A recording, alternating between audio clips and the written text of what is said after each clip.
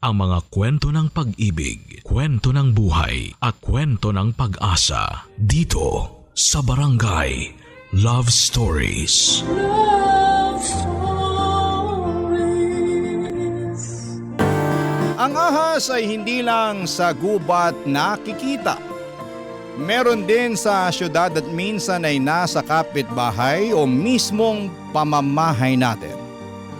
Kaya nga mahalaga na maging mapagmatsyag tayo upang hindi masira ang pamilyang iniingatan natin. Ikaw ka barangay, naranasan mo na bang traidorin? Dear Papa Dudut, tawagin niyo na lamang po ako sa pangalang Arlinda. 34 years old at taga Laguna. Avid listener na laging nakatutok sa inyong programa na Barangay Love Story since 2021. Na-inspire kasi ako sa mga kwento ng mga kabarangay natin na nagpapadala ng liham sa inyong istasyon. Kaya naman naisipan ko na what if ako naman ang magpadala sa inyo ng kwento ko. Magsisimula ang lahat noong 2018. Bago pa lamang mag-pandemic, online seller na talaga ako ng mga damit.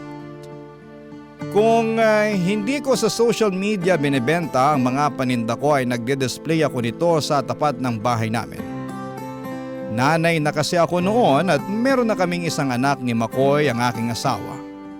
At sa abot ng makakaya ko, Papa Dudut, ay gusto kong tumulong sa kanya.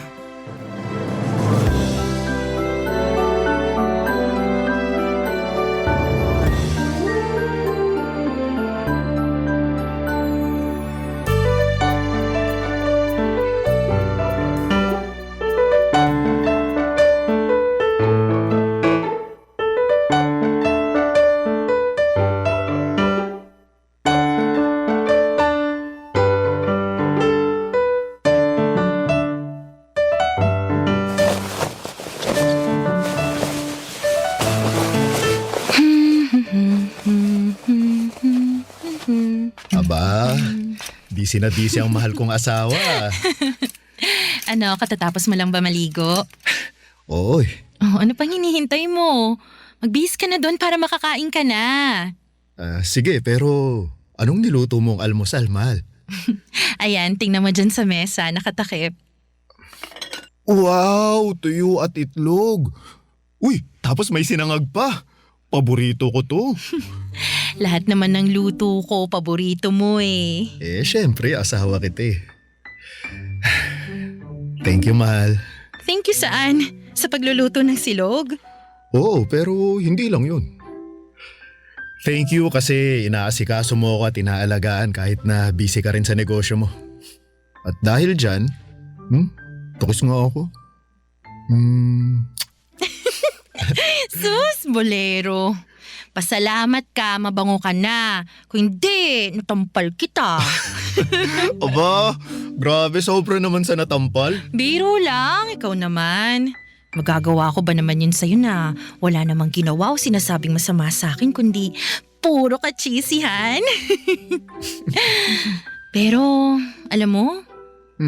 Ano yun, mahal? Ako nga yung dapat na magpasalamat sa'yo kasi responsable at mabait kang padre de pamilya. Napakaswerte namin sa'yo ng anak mo. Itong ginagawa ko, itong munti kong negosyo, pangalawa lang to sa prioridad ko kasi kayo ng anak natin ang unang-una. Pero salamat ulit kasi na-appreciate mo yung mga ginagawa ko para sa pamilya natin. Malaking bagay yung mga salita mo para maramdaman naming mga nanay na mahalaga kami at malaki ang ambag namin sa pamilya kahit na hindi kami yung nagtatrabaho sa labas at kumikita ng pera. Hindi naman pera ang sukatan ng ambag mag-asawa sa isang pamilya. Oo, pero aminin natin, merong ibang babae dyan. Mga kapwa nanay ko na rin na pakiramdam nila wala silang silbi kasi hindi sila nagtatrabaho. Na nasa bahay lang sila, nag-aalaga ng bata at asawa nila. Gumagawa ng gawaing bahay, ganun. Wala silang sariling pera kaya humihingi sila sa asawa nila. Nalulungkot ako kapag nakakarinig ako ng ganong kwento sa mga kapwa ko nanay. Pero lalo kitang na-appreciate kasi ni minsan Hindi mo pinaramdam sa akin ang mga bagay na yon. Oo naman. Hindi ako perpektong tao pero sa abot ng makakaya ko, gusto kong maging perpektong mister sa'yo at tatay sa anak natin. Kayo ang buhay ko. Ang dahilan kung bakit ako humihinga. Papa Dudut, gwapo at mabait ang Mr. Kong si Makoy. Pinakilala kami sa isa't isa ng pinsan ng kaibigan at dati kong kasamahan sa trabaho noon. Dati kasi akong tindera sa isang shop ng cellphone sa mall, ngunit nung kinasal kami ni Makoy at nagka-baby ay nag-resign ako para matutukan ang aming pamilya. Responsable at maalaga sa pamilya ang Mr. ko. Kaya wala na akong mahihiling pa. Pero dahil nga sa magandang lalaki si Makoy, maraming kababaihan at binabae ang humahanga sa kanya. Ngunit ni isa ay walang pinagtapunan ng tingin at atensyon ang Mr. ko. Focus lamang siya sa akin at sa anak namin. Kaya nga napakasaya ng puso ko at panatag ang aking kalooban na siya ang aking naging asawa, Papa Dudut.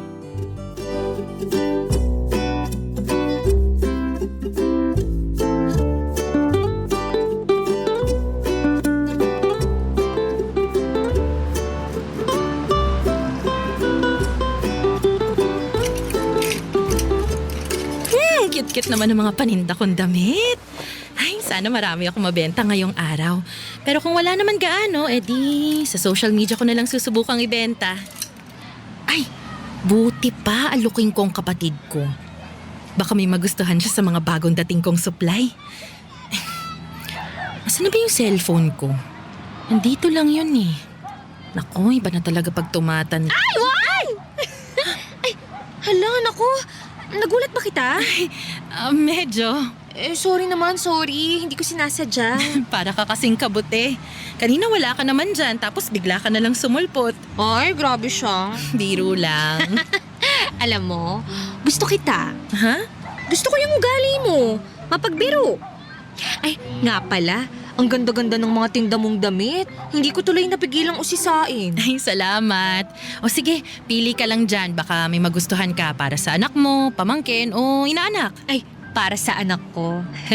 Ay, ito oh. Tsaka, itong kulay gray. Paborito niya kasing kulay to eh. Sige. Oo.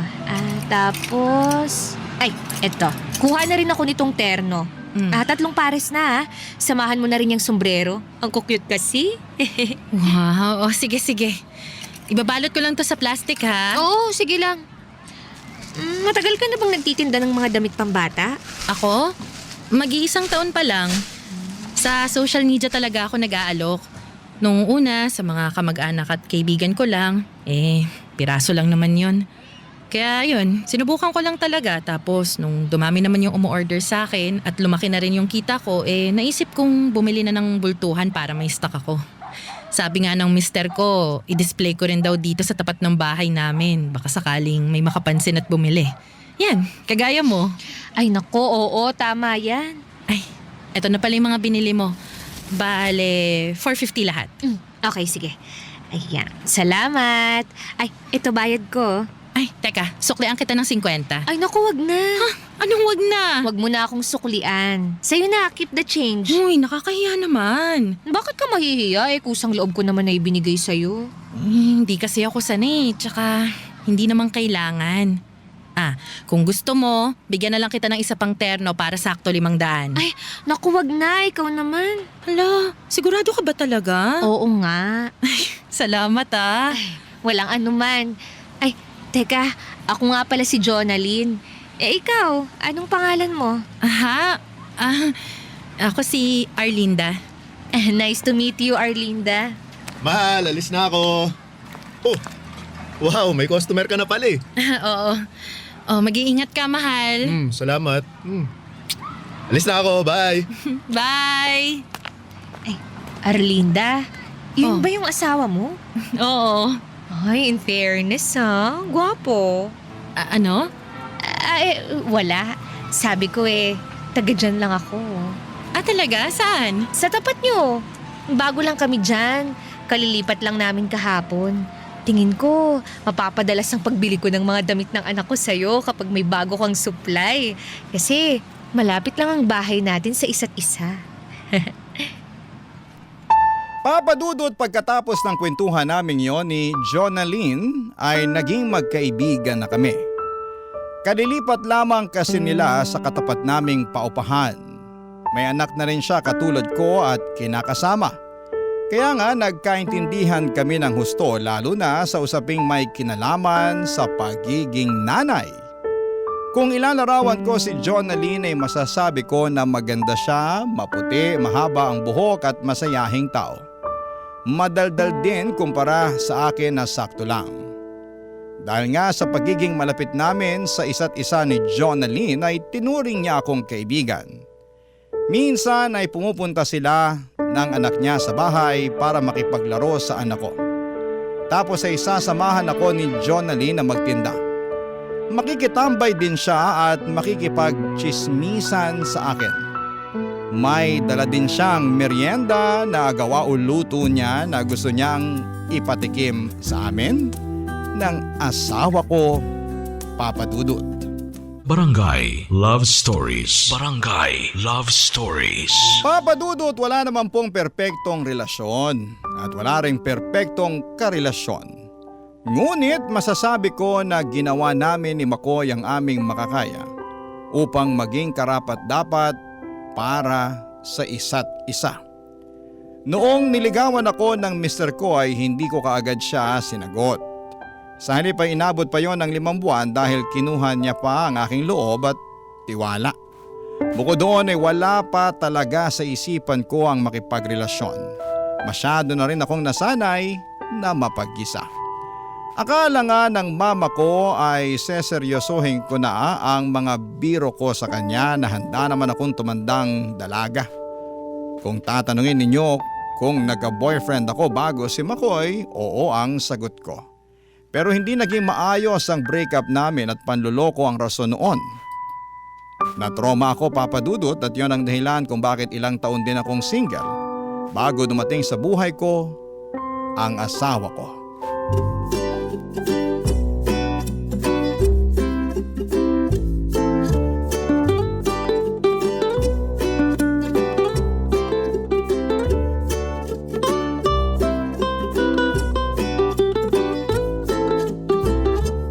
Naku, maraming salamat talaga dito sa bigay mong ginataang bilo-bilo Amoy pa lang, ang sarap na.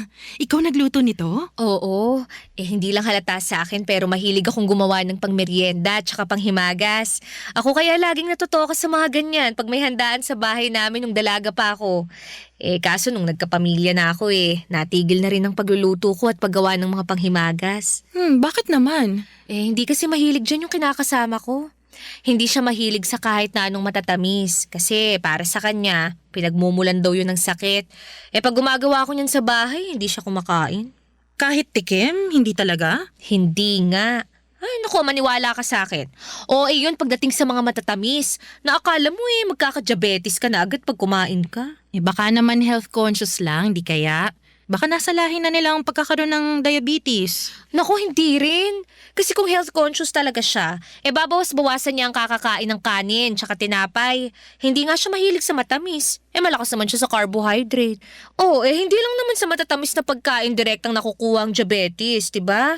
Kaya di talaga ako naniniwala na concern yun sa kalusugan niya. Lakas kaya kumain nun. Taob kaldero namin pag nagsaing ako. Ganun ba? Baka hindi lang talaga siya mahilig sa matatamis. Baka ayaw lang niya talaga ng gawa ko. Ang sarap-sarap kaya ng gawa mo. Ng mga luto mo. Talaga ba? Ay naku, salamat Kasi na-appreciate mo. Kaya nga lagi kitang dinadalhan dito Wala naman kasing kakain yan sa bahay. Ako lang. Ay, teka. Nagustuhan din ba ng mister mo yung mga bigay kong merienda? Anong sabi niya? Sobrang tamis ba o sakto lang? Matabang? Kulang sa linamnam? Teka. Pwede bang hinay-hinay ka lang? Isa-isang tanong lang, mahina ka laban. Ay, sorry naman. Interesado lang kasi akong malaman kung ano ang masasabi niya kasi syempre, malay mo. malay nating lahat maisipan kong ibenta sa social media yung mga luto ko, di ba? Kagaya mo na nagbebenta ng mga paninda mo online. Para naman may kita rin ako tsaka sariling pera. Ay, oo. Pwede rin yung naisip mo. Kaya nga anong masasabi ni Makoy? Ayos naman daw. Masarap. Masarap lang. Oo. Ano pa bang pwede niyang sabihin? Tulad ng hindi ba siya nagtaka kung sinong gumawa o nagluto? Hindi naman kasi sinabi ko naman na galing sa'yo. Kung sa bagay. Pero masaya ako na nasarapan siya. Katulad mo, nasarapan ka rin naman eh. Oo nga. Masarap naman kasi talaga. Alam mo, ang swerte mo kay Makoy. Nabait yung asawa mo tapos halata sa kanya na mahal ka. Ay, hindi tulad nung sa akin. Sala sa init, sala sa lamig ang ugali. Nakakapagsisi tuloy na nagkaanak pa ako sa kanya at nakisama. Pero hayaan mo na, hindi naman na natin mababalik ang nakaraan eh. Sige, buti pa, uwi na ako. Baka hinahanap na ako ng anak ko eh. Iniwan kong tulog para sumaglit dito sa inyo at ibigay yung niluto ko. Jonalyn, sigurado ka bang okay ka lang? Oo naman. Teka nga, patingin yan. Pasa ba yan? Ha? Asan? Ayan o, yun nasa braso mo. Kanina ko pa kasi napapansin yan eh, hindi ko lang tinatanong. Pero nung nabanggit mo yung tungkol sa kinakasama mo kanina, napaisip ako kung sinasaktan ka ba niya? Oo, pasa nga yan at oo, sinasaktan niya ako.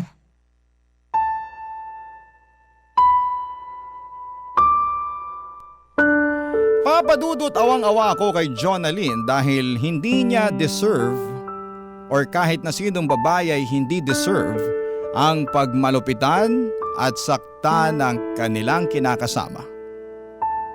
Pero wala po ako sa posisyon para makialam sa kanilang dalawa.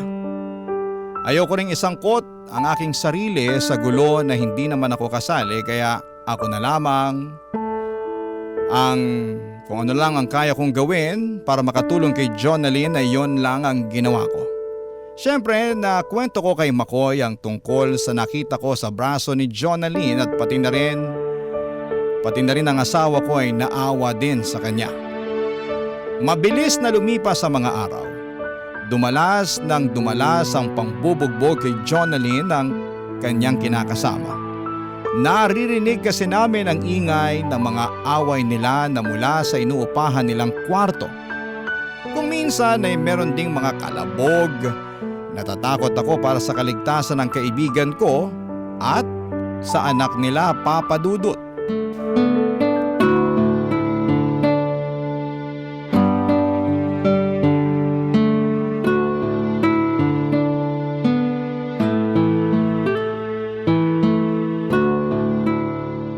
Naku, nasa na kaya si Makoy? Tagal naman niya, sabi niya pauwi na siya. Nabot na siya ng 30 minuto sa daan. Alam naman niyang praning ako tapos hindi pa nagre-reply sa mga text ko. Ay! Makoy? Makoy, ikaw na ba yan? Oo, mahal. Pabukas ng pinto, dali. Ha? Sige, teka. Bubuksan ko na ang pinto. Ay! Teka, sino? Dahan-dahan lang. Aray ko naman. Naku, yan na nga ba sinasabi ko eh. Teka, si Jonalyn ba yan? Ay, hala, si Jonalyn nga. Pero bakit kayo magkasama, Makoy? Ay, huwag ka munang magalit, mahal. Paano ako hindi magagalit? Bigla mo na lang siyang inuwi sa bahay natin. Tapos tingnan mo, lasing na lasing pa. Oo nga. Huwag ka nang magalit kay Makoy, Arlinda. Wala naman kaming ginagawang masama eh. May gagawin pa lang. Ano ba pinagsasasabi mo? Mahal, huwag ka maniwala sa kanya. Uy, Sino ba talaga sa inyong dapat na paniwalaan ko? syempre ako, asawa mo ko eh. Teka, hindi mo pa sinasagot yung tanong ko kanina eh. Bakit magkasama kayo at bakit mo siya inuwi rito sa bahay natin? Hindi kami magkasama. Nakita ko lang siya dyan sa tapat ng bahay nila. Pinag-aagawan nung dalawang lalaki na ewan ko kung sino at kung saan galing yung mga yun. Tapos umiiyak yung kaibigan mo. Lasing na lasing, kaya ayun, tinulungan ko lang. Inuwi ko rito sa bahay natin kasi alangan naman na doon ako sa inuupahan nila tumuloy, di ba? Oo nga, tama. Tama si Makoy. Salamat, Makoy ah. Salamat, tinulungan mo ako. Eh, ganun ba? Naku, pasensya ka na mahal ah. Ayos lang. Alam mo naman na hindi ko magagawa sa'yo at sa pamilya natin yung bagay na yun. Yung magtaksil kasi mahal na mahal ko kayo eh. Oo naman, medyo na ano lang ako. Nagulat at naguluhan. Pero mamaya na yan. Tulungan muna natin itong si Jonalyn. Kanina pa nakalupasay sa sahig eh. O sige. Ayan, dyan natin iupo sa sofa. O dahan-dahan. Jonalyn naman, bakit ka ba kasi nagpakalasing? Ano, may problema ka ba? Oo, meron. May problema ako. Bakit ka umiiyak? Ano, may masakit ba? Saan? Sabihin mo. Dito. Dito sa puso ko. Nag-away kami nung kinakasama ko. Kung ano-anong masasakit na salita ang sinabi niya. Nilayasan niya ako, dala-dala yung anak namin. Hindi ko alam kung saan ko sila hahanapin. Kaya nagpangalasing ako. Gusto ko na lang mamatay. Namimiss ko na yung anak ko. Hindi ko alam kung saan ko sila hahanapin. Ako, paano ba to? Tahan na, Jonalyn. Buti pa, magpahinga ka na muna. Matulog ka kasi mas kailangan mo yun sa ngayon eh. Bukas ng umaga na lang natin pag-usapan yung problema mo, ha? Papa Dudut, ang laki ng gulat ko nang inuwi ni Makoy si Jonalyn sa bahay namin na lasing na lasing. At kahit na pinaliwanag naman niya na nakita lamang daw niya ito sa tapat ng inuupahan nila ay hindi pa rin gaanong kapanatag at kakumbinsido ang puso ko. Pero ayoko namang kaagad tumalon sa konklusyon at mag-akusa ng kung ano-ano. Kaya naman, inabala ko na lamang ang sarili ko sa pag-aasikaso sa kaibigan ko. Sa sofa sa sala namin, iniwan si Jonalyn at tulog at awang-awa ako sa kanya dahil bilang isang ina ay mahirap mawalay sa anak mo. Hindi ko rin talaga alam kung paano ko siya tutulungan bukod sa i-offer ang bahay namin bilang matutuluyan niya. Bago kami matulog ni Makoy ay nag-usap muna kami tungkol sa nangyari kay Jonalyn. Sinabi ng asawa ko na sana raw ay makonsensya naman ang kinakasama nito at ibalik na sa kanya ang anak niya. Barangay Love Stories. Barangay Love Stories. Kinabukasan ay hiyang-hiya sa amin si Jonalyn at paulit-ulit na humingi ng kapatawaran dahil sa abala na ginawa niya kagabi. Sinabi namin ni Makoy na walang kaso yon at buti na lamang dahil nakita siya ng asawa ko, kung hindi baka napahamak na siya. Dahil doon ay nagpasalamat ulit si Jonalyn kay Makoy at kulang na lamang ay yapusin niya ang mister ko, pero pinipigilan lamang niya. Umuwi na rin noon si Jonalyn sa inuupahan nila at noong mga sumunod na araw ay nabalita na lang namin na meron na siyang trabaho. Waitress sa isang bar ang pinasok niya. Kwento niya sa akin, desidido siyang makapag-ipon ng pera para masundan sa probinsya ang kinakasama niya at mabawi ang kanilang anak. Sinuportahan ko naman siya sa kagustuhan niyang yon, Papa Dudut.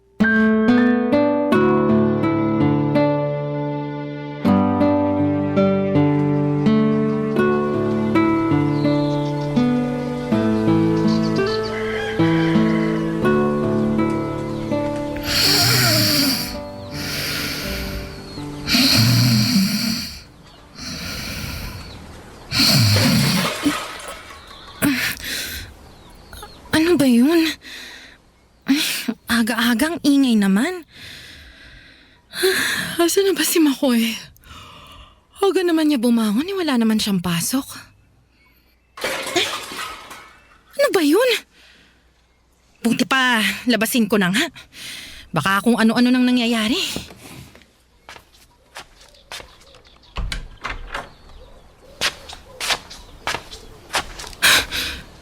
Makoy! Jonalyn! Mahal! Ikaw pala, Arlinda. Ako nga! Bakit ka nandito sa bahay namin, ha? Anong ginagawa mo rito? Binibisita ka. May dala kong pagkain, oh. Eto. Ako ba talagang binibisita mo o yung asawa ko? Ha? Siyempre, ikaw. Kasi magkaibigan tayo, di ba? Mahal, wala kaming ginagawang masama. Pinagbuksan ko lang siya ng pinto at pinatuloy dito sa bahay Kung natin. wala kayong ginagawang masama, ano yung mga kalabog na narinig ko? Ayun ba? Naku, mga gamit ko yun. Nalaglag lang kasi natabig ko. Bakit naman malalaglag yan ng 2 beses? Parang imposible naman yun. Arlinda naman. Huwag mo nga akong tawagin ng ganyan na para bang malapit tayo sa isa't isa. Malapit naman talaga tayo sa isa't isa, di ba? Magkaibigan tayo. Ayun na nga, magkaibigan tayo. Pero ramdam ko na may iba ka talagang pakay kaya mo ko kinaibigan eh. Ha? Ano bang pinagsasasabi mo? Jonalyn, huwag mo nga akong gawing tanga. Alam kong kursunada mong mister ko. Matagal ko nang pansin yun sa'yo eh. Iba yung titig mo sa kanya. Malagkit na para bang hinuhubaran mo siya. Ano? Hindi ka makapagsalita kasi totoo, no? Tama ako, no? Oo, pero Pero ano? ganun din naman makatitig sa akin si Makoy. Alam ko, ramdam ko. Nagagandahan din naman siya sa akin. May gusto rin siya sa akin kaya kinukumpirma ko ngayon. Ano sinasabi mo dyan? Wala akong gusto sa'yo, no? Mahal, huwag kang maniwala sa kanya. Nagsisinungaling yan. Hoy! Hindi kaya ako sinungaling. Pwede bang manahimik ka na lang, Jonalyn? Kung alam ko lang na may plano ka palang sirain ang relasyon namin ni Arlinda, sana hindi na kita pinatuloy sa pamamahay namin. Ang kakapal ng mukha niyo! Mahal pakiusap. Huwag kang magalit sa akin. Wala akong ginagawang masama. Ang hirap paniwalaan ang mga sinasabi mo, Makoy. Buti pa lumayas ka na, Jonalyn. Oo! Huwag ka na magpapakita sa akin. At huwag ka na rin pumunta sa bahay namin. Hindi ka na welcome dito. Oo! Alis na! Alis na sabi! O ano, gusto mo kalad ka rin pa kita palabas ng bahay namin? Sabihin mo lang! Gagawin ko talaga yon. Papadudot gulong-gulo ako ng mga panahong yon. Hindi ko alam kung sino kina Makoy at Jonalyn ang paniniwalaan ko. Ang hirap naman kasing hindi magduda na wala silang milagrong ginawa matapos ko silang maaktuhan na magkasama. Bukod doon ay muling umugong ang mga agam-agam ko sa puso at ang takot na malokong muli. Oo, alam kong tapat sa akin si Makoy. Pero hindi ako sigurado kay Jonalyn. Kaya nga naggalit ako sa kanilang dalawa. Mas galit nga lang ako kay Jonalyn. Ang hirap tanggapin na ginawan ko na siya ng mabuti, inasikaso at malayang pinatuloy sa bahay namin, ngunit plano niya palang ahasin ang asawa ko. Samantala kahit gusto kong patawarin si Makoy, ay hindi ko po magawa dahil kinakain ako ng labis na pagdududa.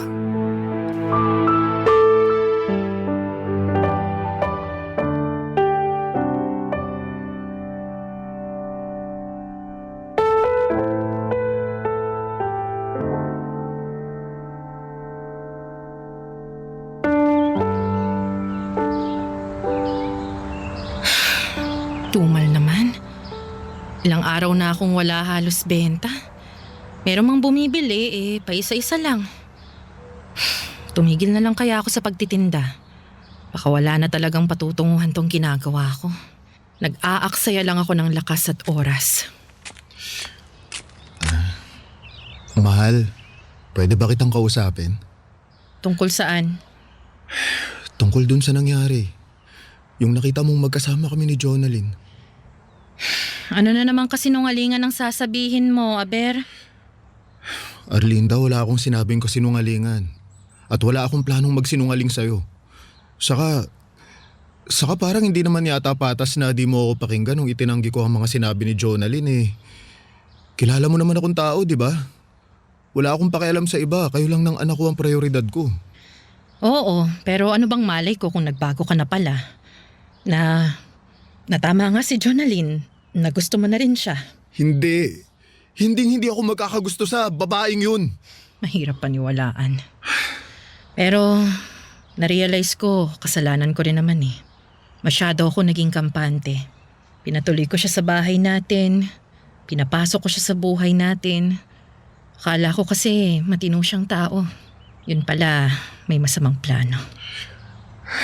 Mahal, nung araw na pumunta siya rito, sinabi na niya sa akin na nagugustuhan na niya ako. Nagulat ako, pero di ako nakaimik agad nung tinangka niya akong halikan. Buti na lang, hindi lumapat sa akin yung labi niya at agad ko siyang natulak. Yung narinig mong kalabog nun, siya talaga yun kasi 2 beses din niya akong pinilit na halikan. Gustong gusto ko na nga siyang balian ng leeg pero nagpigil ako nun. At yun na yun yung naabutan mo. Ganun na ba talaga siya kadesperado? Siguro, kaya nga galit na galit ako sa babaeng yun eh. Ako rin. Pero ewan ko kung paano ko mapapaniwala ang sarili ko sa mga sinasabi mo ngayon eh.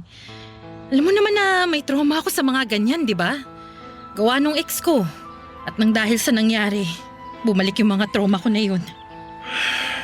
Naiintindihan ko naman pero sana maintindihan mo rin na hindi ako gagawa ng dahilan para masira ang pagsasama natin.